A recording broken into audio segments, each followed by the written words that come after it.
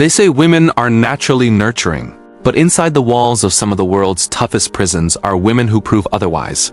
Behind these steel doors, charm hides cruelty. Smiles conceal blood-stained pasts.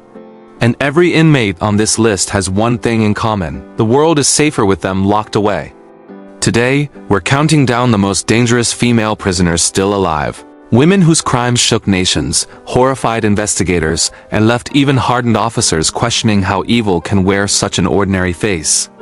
Before we start the countdown, click the subscribe button and turn on the notification bell so you never miss any of our detailed crime documentaries.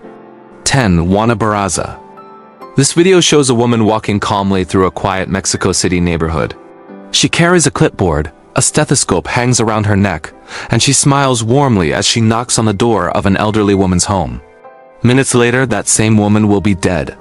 What looked like kindness was actually a mask hiding Mexico's most dangerous woman. Juana Barraza, the female serial killer who came to be known as La Mataviejitas, the little old lady killer. Between the late 1990s and 2006, Mexico City lived in fear. Elderly women were being murdered in their homes, all strangled, all found with signs of forced entry, yet without any struggle that neighbors could hear. Police were baffled. Witnesses described a large figure seen leaving the scenes, sometimes wearing a nurse's uniform.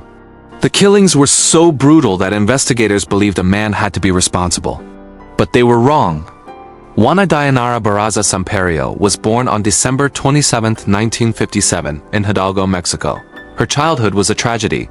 Her mother, an alcoholic sex worker, often beat her. At just 11 years old, Juana said her mother traded her to a man for a few beers, a trauma that would define her hatred for the rest of her life. In interviews years later, Juana confessed she despised older women. They reminded her of the mother who betrayed her. As an adult, she sought escape in the world of professional wrestling, lucha libre. Wearing a silver mask, she performed under the name La Dama del Silencio, the Lady of Silence. She was strong, muscular, and determined. But behind that persona was a woman struggling to survive. Money was scarce. She had children to raise, and when her wrestling career faded, Juana turned to theft and deception.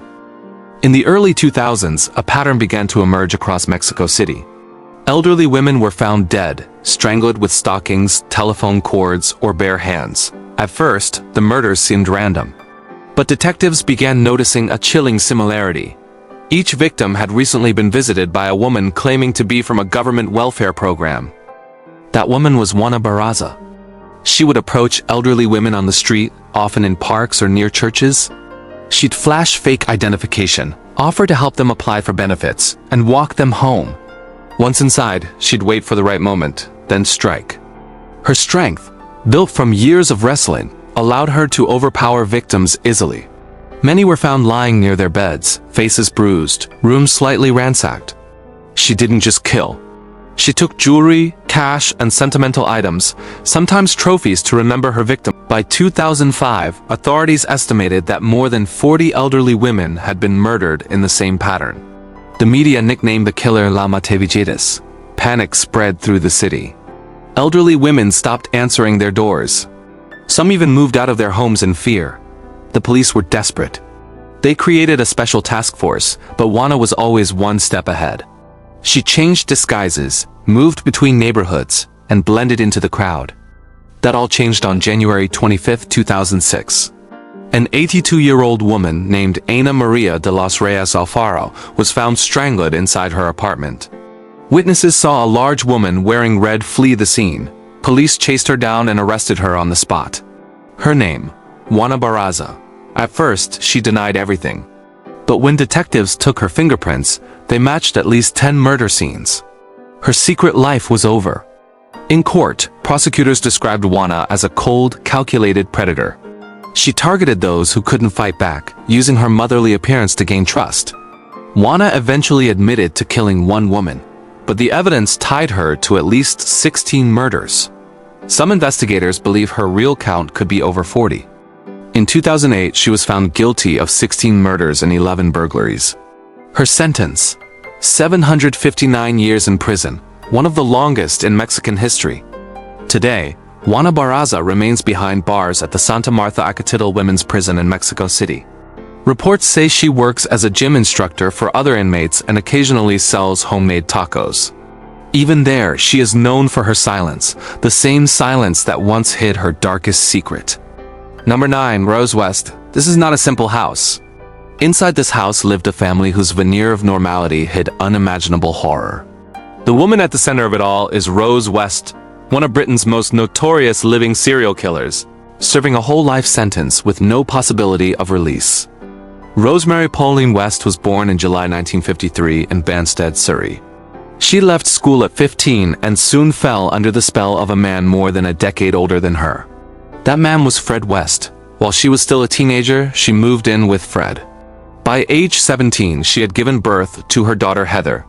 The relationship between Fred and Rose became the foundation of at least a decade of depravity and murder. Between the early 1970s and 1987, the couple lured vulnerable young women into their home at 25 Cromwell Street, Gloucestershire, a house that would later become known as the House of Horrors. They abducted, abused, and killed at least 10 young women. Among them were Fred's own stepdaughter Charmaine, aged 8, and Rose's daughter Heather, aged 16.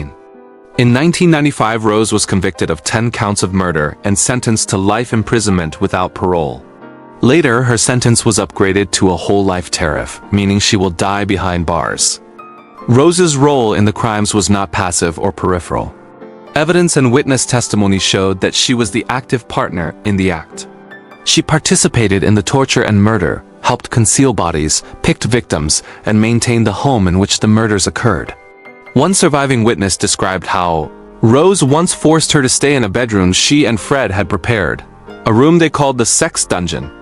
Another witness testified that Rose poured petrol through a vent and helped start a fire to destroy evidence. For many observers, these facts painted a picture of a woman who had shed any pretense of innocence years before. In January 1994, police uncovered the nightmare. A tip led them to 25 Cromwell Street. In the garden, they discovered the remains of Heather West buried under the patio.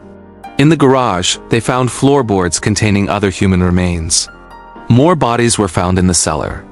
The scale of what they uncovered shattered the idea of the typical serial killer and revealed something far more twisted. Fred West committed suicide on the 1st of January 1995 while in custody, awaiting his trial. That left Rose to face justice alone. At the trial in October-November 1995, the details were grim. Teenage girls taken from bus stops, promised jobs or shelter, then brought to the house where their lives ended in brutal fashion. Evidence included recordings, photographs, survivor testimony, and Rose's own statements. The judge called her crimes appalling and depraved. The jury found her guilty, and she became one of the few women ever to receive a whole life order for murder. Today, Rose West remains imprisoned at HM Prison Newhall in West Yorkshire. She is in her 70s, frail and isolated. She has changed her name by deed poll to Jennifer Jones, but staff and inmates alike know who she is. Reports say she spends much of her time alone, knitting or watching nature documentaries. Fellow prisoners reportedly keep their distance, aware of her infamy. Despite her age and stage, she remains behind high security, labeled one of the most dangerous women alive. Number 8. Heather Pressdee. Imagine trusting someone to care for your elderly parent in their final years.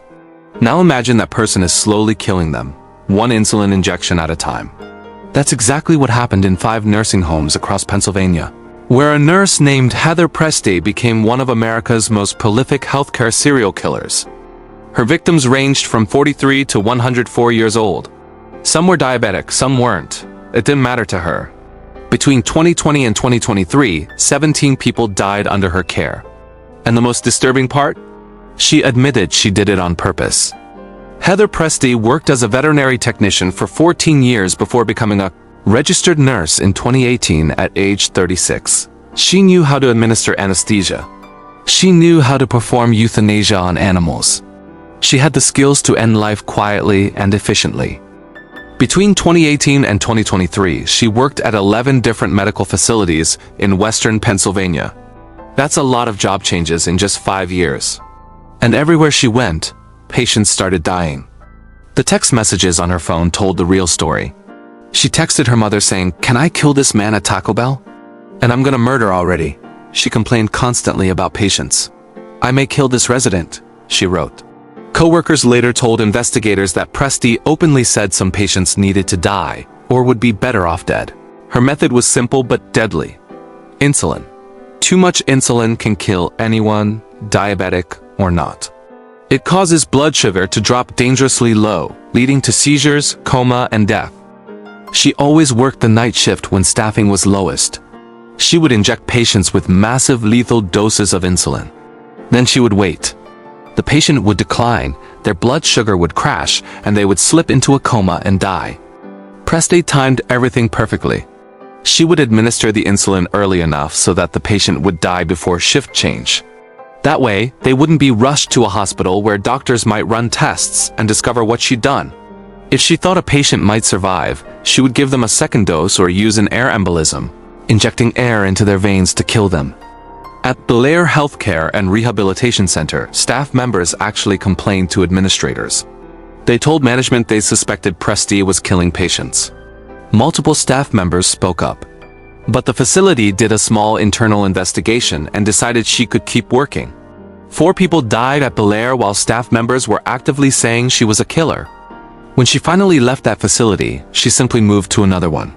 Pennsylvania law prevented employers from sharing detailed information about problem employees with other healthcare facilities. So Pressdee's new employers had no idea about the suspicions. She just kept moving from facility to facility, and patients kept dying. Marianne Bauer was 68 years old and wasn't diabetic. She died at Belair after Pressdee gave her a fatal dose of insulin. Nicholas Simbel was only 43. He died at Sunnyview Nursing and Rehabilitation Center on May 1, 2023. His sister later called Pressdee pure evil. Gerald Shrum Sr. was 90 years old when Pressdee injected him with insulin and used an air embolism to make sure he died. Betty McQueenie was 99. After Pressdee injected her, she left the room and let an aide discover the body 30 minutes later. Then Pressdee actually helped perform CPR, pretending she had just found her like everyone else. Not all of her victims died. Betty Hutchison survived Pressdee's attempt to kill her, but she suffered a massive stroke. At age 95, she can no longer speak or feed herself. Jack Rogers was a Vietnam War hero who survived being shot down in a helicopter. He received the Purple Heart for his service. But he didn't survive Heather Pressdee. Everything fell apart in May 2023. After a patient died at Quality Life Services in Chicora, investigators finally connected the dots. They looked at the pattern of deaths. They interviewed coworkers. They examined text messages. And then they confronted Heather Pressdee. She confessed to everything. She admitted to intentionally harming 19 patients with the intent to kill them. She admitted to using insulin as a murder weapon. She admitted to administering air embolisms. In November 2023, Pennsylvania Attorney General Michelle Henry announced shocking new charges. Pressdee was now linked to 17 patient deaths across 5 nursing facilities. The charges included 2 counts of first-degree murder, 17 counts of attempted murder, and 19 counts of neglect of a care-dependent person. On May 2, 2024, Heather Pressdee stood in a Butler County courtroom packed with victims' families. She pleaded guilty to 3 counts of first-degree murder and 19 counts of attempted murder. When it was her turn to speak, Pressdee's voice was quiet. "I just wanted to say I'm very sorry for what I've done," she said.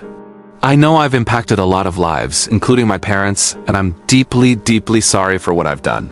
Judge Joseph Kubit sentenced her to 3 consecutive life sentences without the possibility of parole. On top of that, she received an additional 380 to 760 years in prison. Heather Pressdee, now 42 years old, is currently incarcerated in Pennsylvania.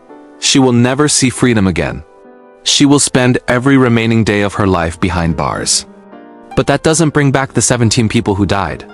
It doesn't heal Betty Hutchison, who survived but lost her ability to speak.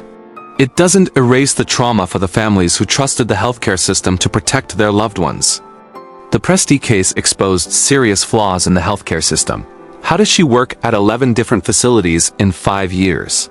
Why weren't red flags shared between employers? How did she keep getting hired after staff members reported suspicions?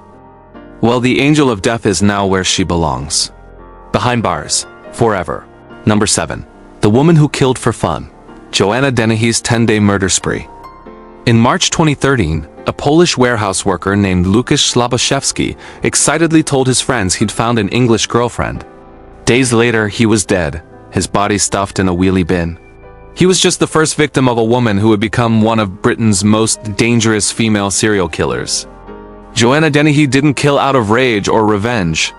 She killed because she found murder fun. And in just 10 days, she would stab 5 men, leaving 3 of them dead in ditches across the English countryside. Łukasz Slabszewski was 31 years old when he met Dennehy in Peterborough. She sent him flirty text messages, making him believe they were starting a relationship.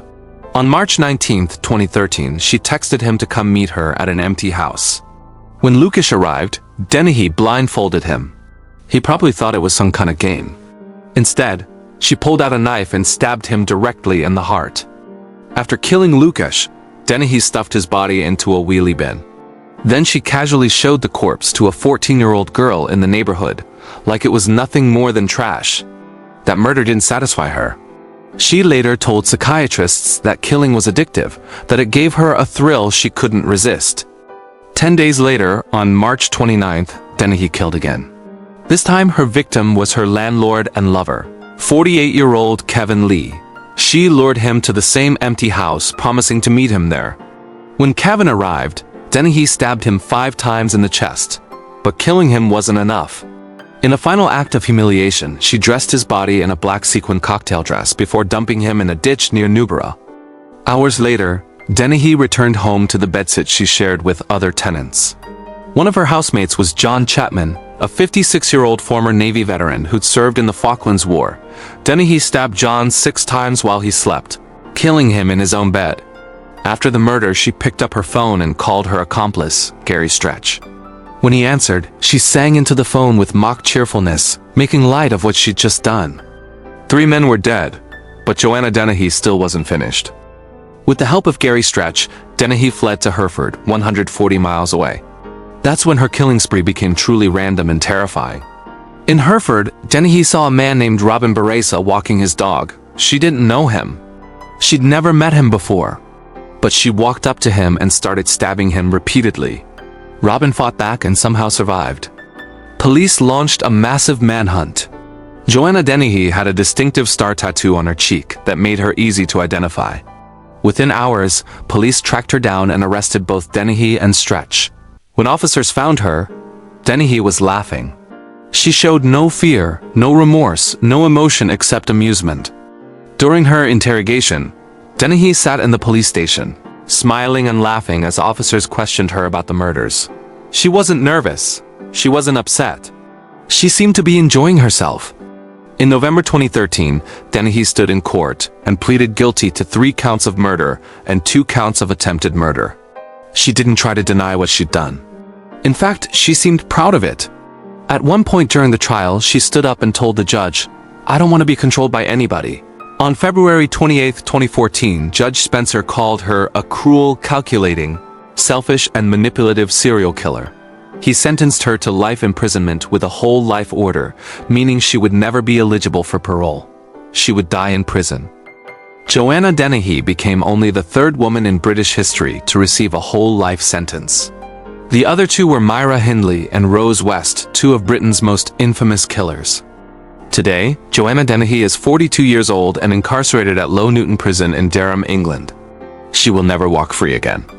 In 2018, Dennehy's daughter, Sian Triner, who was 21 at the time, decided to visit her mother in prison. Sian had been just a child when her mother went on the killing spree, and she wanted answers. The visit was devastating. Sian later said publicly, she doesn't feel remorse for what she's done. She's past the point of change. After that visit, Sian cut off all communication with her mother, telling the world, "I'm not her. I'll never be her." When asked why she committed the murders, Dennehy said she did it for fun. She wanted to be like Bonnie and Clyde, the infamous criminal couple. During her crime spree, she even took photos with a large knife, sticking out her tongue toward the blade as if she's about to lick it. The image captures perfectly what she was. A person who enjoyed violence, who craved it, who saw murder as entertainment. Joanna Dennehy will never kill again. She will grow old and die in a prison cell, locked away from society forever. The Peterborough ditch murders remain one of Britain's most chilling cases, not because of the number of victims, but because of the absolute lack of humanity shown by the killer. Joanna Dennehy proved that sometimes there is no explanation for evil. Sometimes monsters are simply born that way. If you watched up to this point, subscribe to our channel as we bring part 2 of this list.